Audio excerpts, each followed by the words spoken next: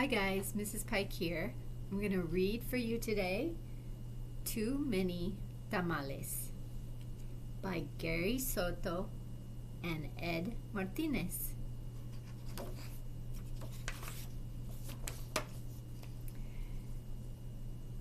Snow drifted through the streets, and now that it was dusk, Christmas trees glittered in the windows.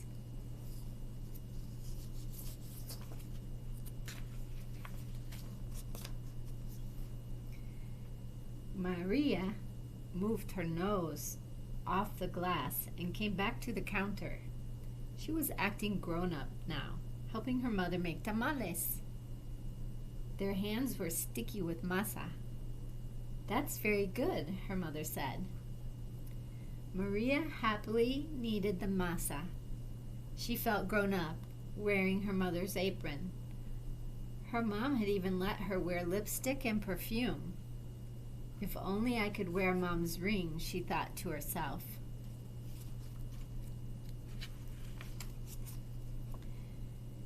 Maria's mother had placed her diamond ring on the kitchen counter. Maria loved that ring. She loved how it sparkled, like their Christmas tree lights. When her mother left the kitchen to answer the telephone, Maria couldn't help herself. She wiped her hands on the apron and looked back at the door.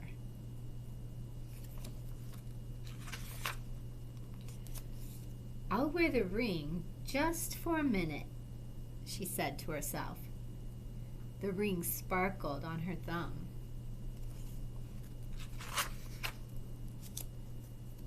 Maria returned to kneading the masa, her hands pumping up and down.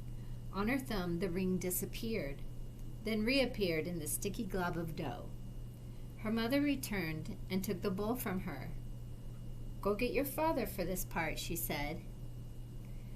Then the three of them began to spread masa onto corn husks. Maria's father helped by plopping a spoonful of meat in the center and folding the husk.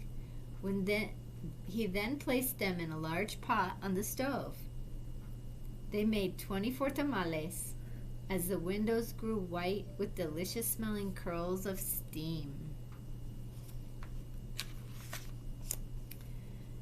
A few hours later, the family came over with armfuls of bright presents.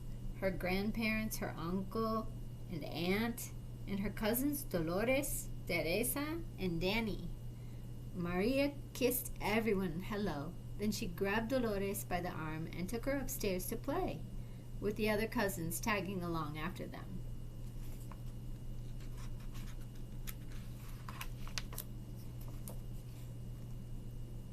They cut out pictures from the newspaper, pictures of toys they were hoping were wrapped and sitting underneath the Christmas tree.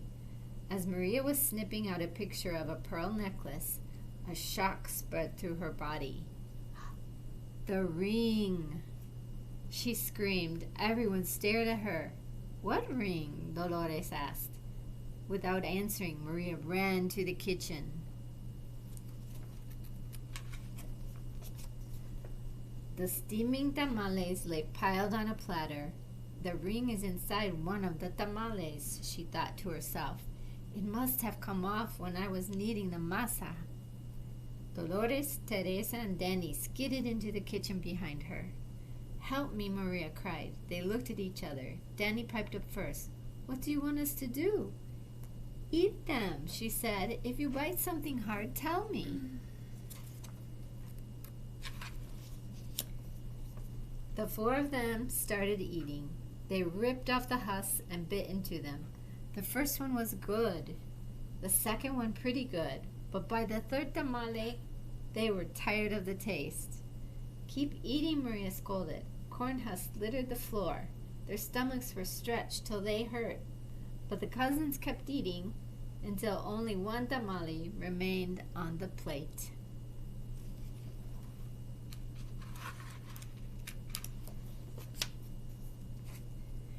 "This must be it," she said. "The ring must be in that one." "We'll each take a bite. You first, Danny." Danny was the youngest, so he didn't argue. He took a bite. Nothing. Dolores took a bite. Nothing. Teresa took a big bite. Still nothing. It was Maria's turn. She took a deep breath and slowly, gently bit into the last mouthful of tamale. Nothing. Didn't any of you bite something hard? Maria asked. Danny frowned. I think I swallowed something hard, he said. Swallowed it? Maria cried, her eyes big with worry. She looked inside his mouth. Teresa said, I didn't bite into anything hard, but I think I'm sick. She held her stomach with both hands. Maria didn't dare look into Teresa's mouth. She wanted to throw herself onto the floor and cry. The ring was now in her cousin's throat, or worse, his belly. How in the world could she tell her mother? But I have to, she thought.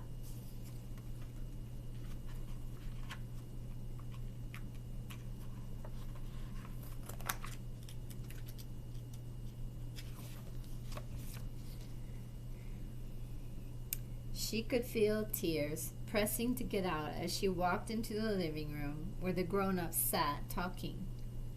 They chattered so loudly that Maria didn't know how to interrupt. Finally, she tugged on her mother's sleeve.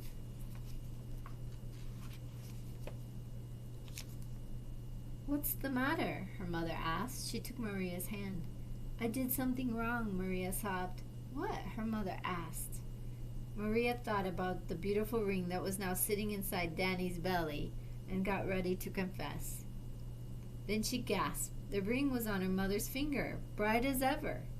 The ring! Maria nearly screamed. Maria's mother scraped off a flake of dried masa. You were playing with it, she said, smiling gently. I wanted to wear it, Maria said, looking down at the rug. Then she told them all about how they'd eaten the tamales. Her mother moved the ring a little on her finger. It winked a silvery light. Maria looked up and Aunt Rosa winked at her too. Well, it looks like we all have to cook up another batch of tamales, Rosa said cheerfully.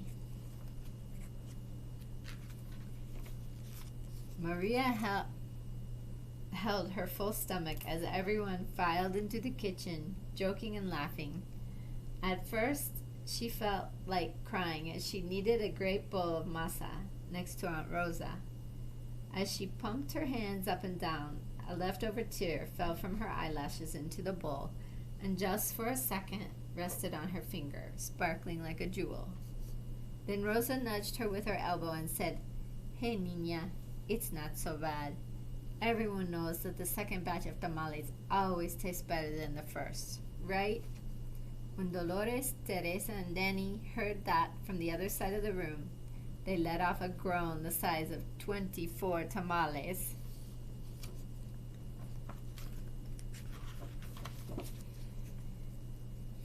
Then Maria couldn't help herself. She laughed, and pretty soon everyone else was laughing, including her mother. And when Maria put her hands back into the bowl of masa, the leftover tear was gone.